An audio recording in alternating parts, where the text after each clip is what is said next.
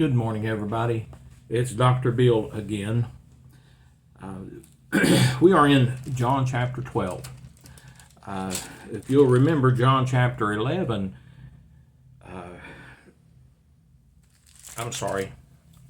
we're starting in John chapter 13.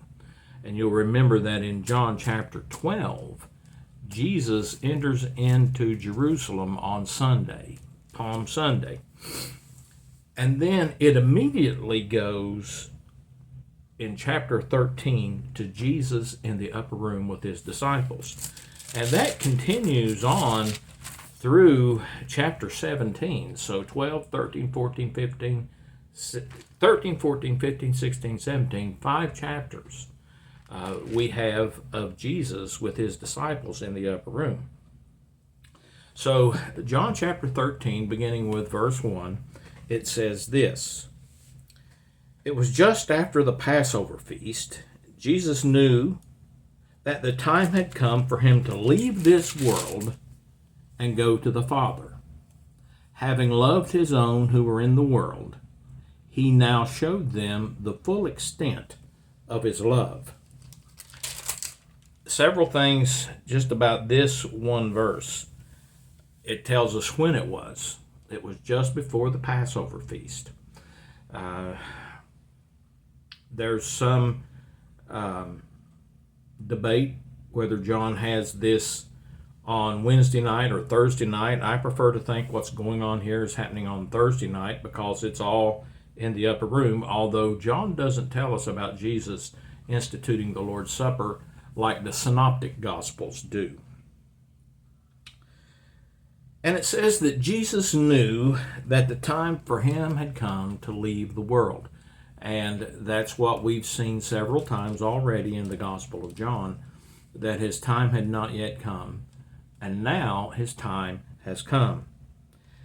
And so it was time for him to leave the world. And so it says that he showed those who were his, having loved his own who were in the world, he now showed them the full extent of his love. If you take this as an introduction to what's going to happen next, the washing of the disciples' feet, then it makes sense. He was going to show them how much he loved them by washing their feet. But this can also be talking about his crucifixion as well, showing them how much he loved them. He now showed them the full extent of his love, and it's as if John is covering what's all coming next. So that's a matter of opinion, what exactly John is talking about here, whether it's just the washing of the disciples' feet or whether it's Jesus' crucifixion.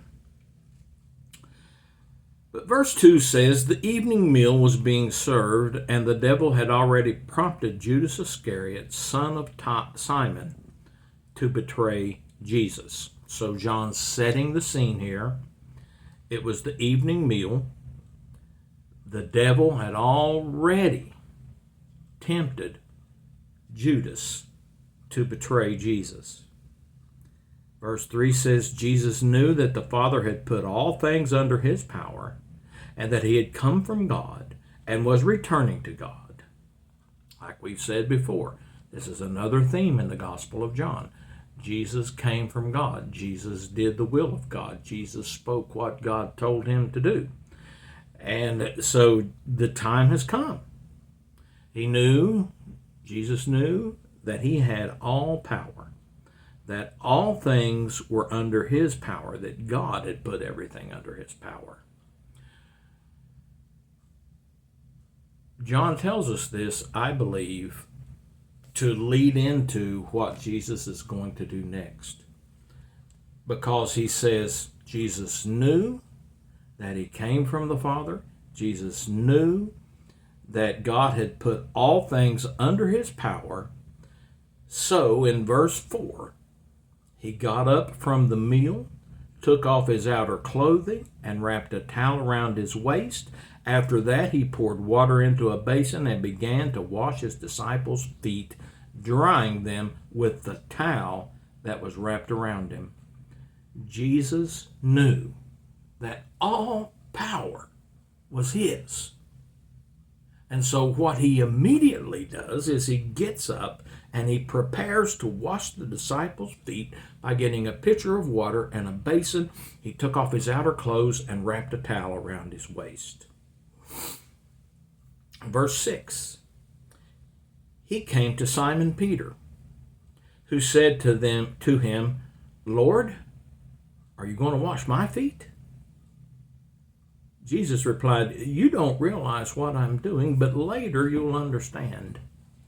No, said Peter, you'll never wash my feet. Jesus answered, unless I wash you, you have no part in me.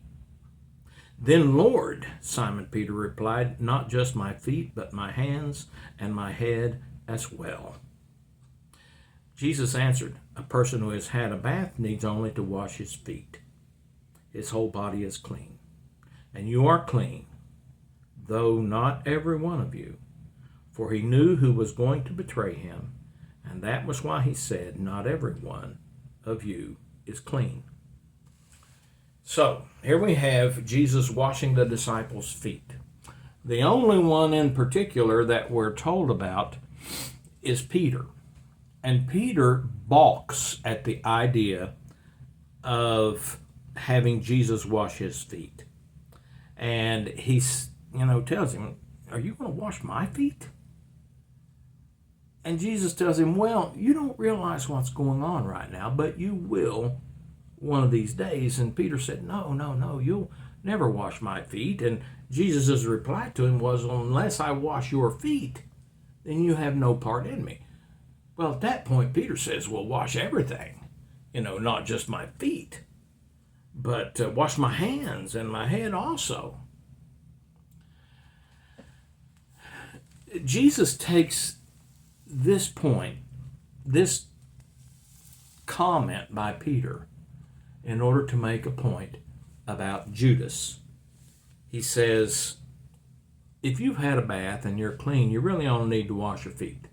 Yeah, you've been walking around in these sandals and your feet have gotten all dirty. And so you really only need to wash your feet because the rest of your body's clean. But then Jesus said, not every one of you is clean. Now he's speaking spiritually. He's speaking about Judas. And John tells us that. He knew who was going to betray him. And that's why he said, not every one of you is clean. I'd like to think a minute about Jesus washing the disciples' feet. He washed 12 sets of feet. He washed 24 feet. Peter, he knew, would deny him. He knew that, just hours later, Peter was going to deny even knowing him. John was his closest friend. The one that Jesus loved, he's called here in John's gospel. And he washed his feet. But he also washed the feet of Judas, the one that the devil had already tempted to betray him. The one that Jesus knew was going to betray him. He knelt and washed his feet as well. Jesus tells us why he washed the feet. Verse 12. When he had finished washing their feet, he put on his clothes and returned to his place. Do you understand what I've done for you? He asked. You call me teacher and Lord, and rightly so, for that's what I am. Now that I, your Lord and teacher, have washed your feet, you also should wash one another's feet. I've set you an example, that you should do as I have done for you. I tell you the truth, no servant is greater than his master, nor is a messenger greater than the one who sent him. Now that you know these things, you will be blessed if you do them. I think if Jesus was giving this lesson today, he would probably polish their shoes instead of wash their feet. It's just not a cultural thing for us. It is still a cultural thing in the Mideast to wash your feet, or to have someone else wash your feet. I remember I was in an airport. What airport was I in? In Ethiopia. It's an airport in Ethiopia. And a Muslim man came in. And he just put his foot right up in the sink and washed it. And then the other foot up in the sink and washed that. It was a cultural thing for him. But Jesus took the job that was for a lowly servant, and he did it, just to show that he, the teacher and Lord, he, the one in whom all power had been given, was not above washing someone else's feet. And he said we should do it. Now, I personally don't think that this is some ordinance of the church and that we should have foot washings during our worship service, because if that was the case, we could get by with that being the kind of service that we give. But I think what Jesus is trying to tell us is that no one of us is above serving someone else, no matter how lowly they are. He's our teacher and Lord, and we're no better. We are no greater than he. It says no servant is greater than his master. And if so Jesus was willing even to wash feet, then we need to be willing to help others as well. Okay, I would like for you to give me a preaching point on those first 17 verses of chapter 13, and then write me a couple, 3 sentences telling me about that preaching point. Thanks.